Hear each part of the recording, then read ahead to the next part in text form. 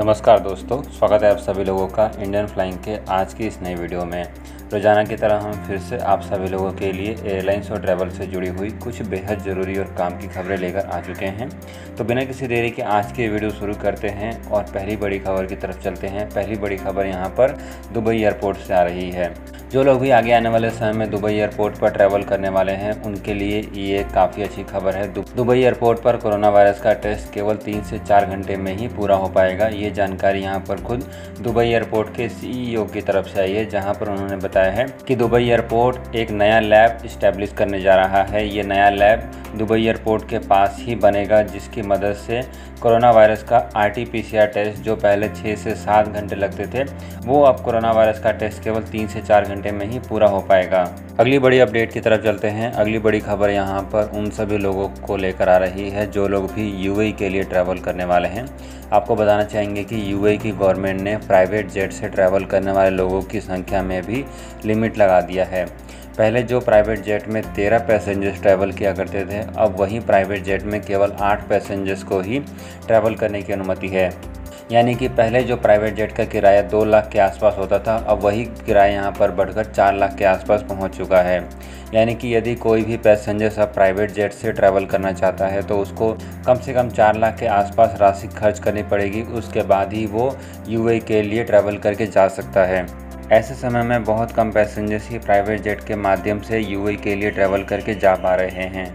आपको बताना चाहेंगे कि UAE की गवर्नमेंट ने प्राइवेट जेट से ट्रैवल करके आने वाले लोगों के ऊपर छूट दे रखी है। साथ ही साथ यदि आपके पास रेजिडेंट वीज़ा है या फिर आपके पास गोल्डन रेजिडेंट वीज़ा है तो भी आप UAE में ट्रैवल करके आ सकते हैं। ऐसे कैटेगरी वाले लोगों को यहाँ पर छूट मिली हुई है UAE में आने के लिए। अगली बड़ी अपडेट की तरफ चलते हैं। अगली बड़ी खबर यहाँ पर UK जाने वाले पैसेंजर्स को लेकर आ रही है। UK ने यहाँ पर भारत को रेड लिस्ट में रखा हुआ है, लेकिन इसके बाद भी रोज़ाना बेसिस पर हज़ारों लोग भारत से दिल्ली एयरपोर्ट और मुंबई एयरपोर्ट जैसे लोकेशन से ट्रैवल करके लंदन के लिए जा रहे हैं।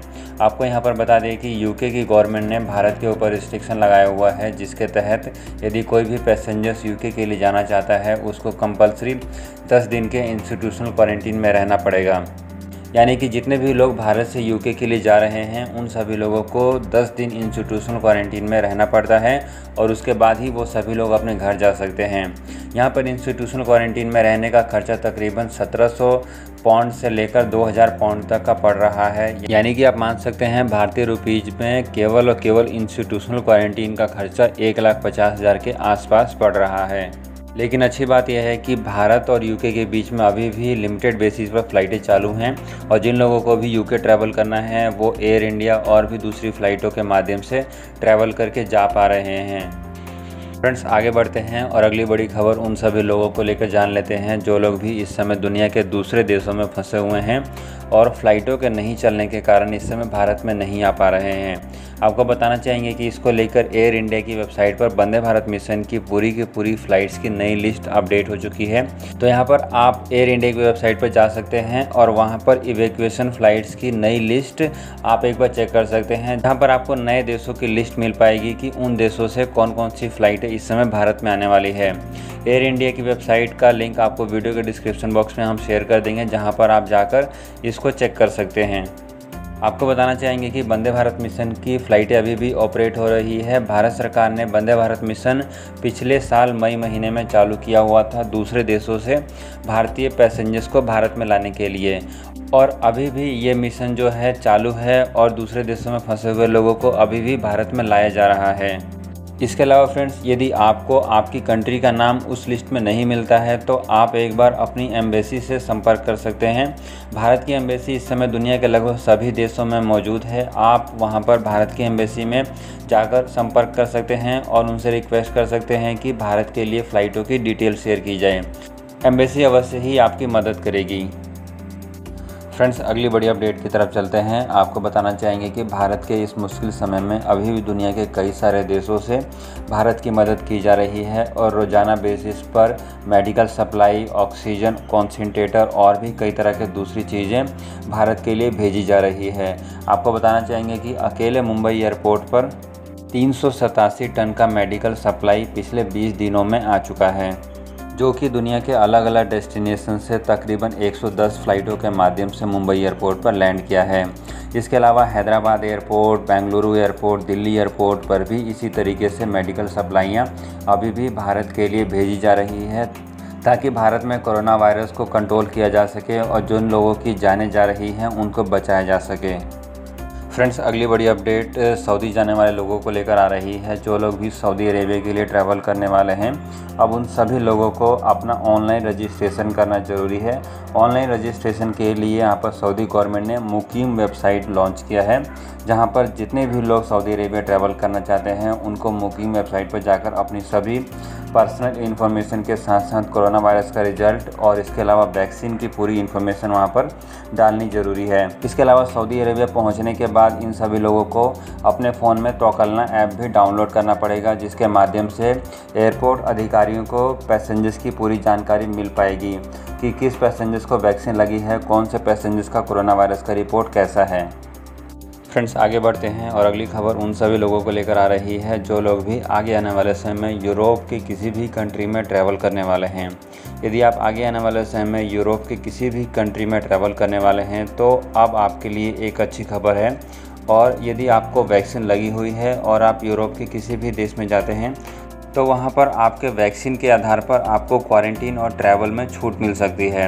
यहाँ पर जो रिपोर्ट सामने आ रही है उसके अनुसार यूरोपियन कंट्री बहुत ही जल्दी वैक्सीन को लेकर एक नए नियम लागू करने वाले हैं, जिसके आधार पर जिन पैसेंजर्स को भी वैक्सीन लगी हुई है और वो यदि अप्रूव्ड वैक्सीन है तो फिर आपको क्वारंटीन में रहने की ज़रूरत नहीं रहेगी और आप बिना किसी क्वारंटीन के, बिना किसी रिस्ट्रिक्शन के यूरोप के किसी भी देश में ट्रैवल कर सकेंगे। इस समय यूरोप की गवर्नमेंट के द्वारा केवल कुछ 7 देशों को ही इस लिस्ट में शामिल किया गया है, लेकिन बहुत ही जल्दी अब इसमें और भी नए देशों को शामिल किया जाएगा, जिससे कि बहुत सारे पैसेंजर्स अब यूरोप में ट्रैवल करके जा सकेंगे। इसके अलावा फ्रेंड्स, अगली बड़ी अपडेट कुवैत से भी आ चुकी है। कुवैत की गवर्नमेंट ने भी यहाँ पर साफ साफ बोल दिया है कि जिन पैसेंजर्स को वैक्सीन लग चुकी है, यदि वो पैसेंजर्स यदि कुवैत में आते हैं तो उनको क्वारंटीन में रहने की ज़रूरत नहीं रहेगी, लेकिन वो वैक्सीन अप्रूव होनी चाहिए तो ही वहाँ पर क्वारंटीन में छूट मिल पाएगी। इसके साथ साथ आपको वैक्सीन लगे हुए 90 दिन से ज़्यादा नहीं होना चाहिए, ये भी उस रूल में शामिल है। फ्रेंड्स, आगे बढ़ते हैं और अगली खबर यहाँ पर सिंगापुर से आ चुकी है। सिंगापुर को लेकर भारतीय मीडिया में कई तरह की रिपोर्टें दिखाई जा रही थी कि सिंगापुर में एक नया कोरोना वायरस का वेरिएंट आ गया है, जो कि बच्चों के लिए काफ़ी ज़्यादा खतरनाक है। इसको लेकर सिंगापुर की सरकार की तरफ से जानकारी शेयर की गई है कि इस तरीके का कोई भी वेरिएंट नहीं है और भारतीय मीडिया जो दिखा रही है और साथ ही साथ भारत के जो मंत्री इसके बारे में ट्वीट कर रहे हैं वो पूरी तरीके से गलत है।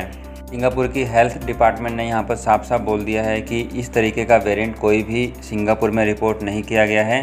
सिंगापुर में जो कोरोना वायरस का वेरिएंट पाया गया है वो बिल्कुल सेम भारतीय वेरिएंट की तरह ही है। इसके अलावा फ्रेंड्स, अगली और आखिरी खबर यहाँ पर कनाडा को लेकर जान लेते हैं। तो कनाडा को लेकर अभी तक 22 मई तक की ही अपडेट है। 22 मई तक ही फ़्लाइटें बंद रहने वाली है। उम्मीद है कि 22 मई के बाद कनाडा की फ़्लाइटें चालू हो सकती है, क्योंकि यदि यहाँ पर प्रतिबंध को आगे लंबे समय के लिए बढ़ाना होता तो कनाडा की गवर्नमेंट की तरफ से इसको लेकर अपडेट अवश्य ही आ चुका होता, लेकिन फ़िलहाल के लिए ये जो प्रतिबंध है 22 मई तक ही रहने वाला है। तो यहाँ पर जैसी जानकारी सामने आ रही है कि जो लोग भी भारत से कनाडा के लिए ट्रैवल करना चाहते हैं 22 मई के बाद अब ट्रैवल करके जा सकेंगे। इसको लेकर एयर इंडिया की तरफ से भी जानकारी शेयर की गई है कि 22 मई के बाद एयर इंडिया इसको लेकर अपडेट देगा कि फ़्लाइटें चालू होने वाली है या फिर नहीं। तो फ्रेंड्स, आज की इस वीडियो में फ़िलहाल इतना ही रखते हैं। उम्मीद है कि आपको वीडियो पसंद आई होगी। वीडियो यदि आपको अच्छी लगी, इस वीडियो को लाइक कर सकते हैं, दूसरे लोगों के साथ शेयर कर सकते हैं और चैनल के साथ आप बने रहें ताकि आपको ऐसी रेगुलर अपडेट समय पर मिलती रहे।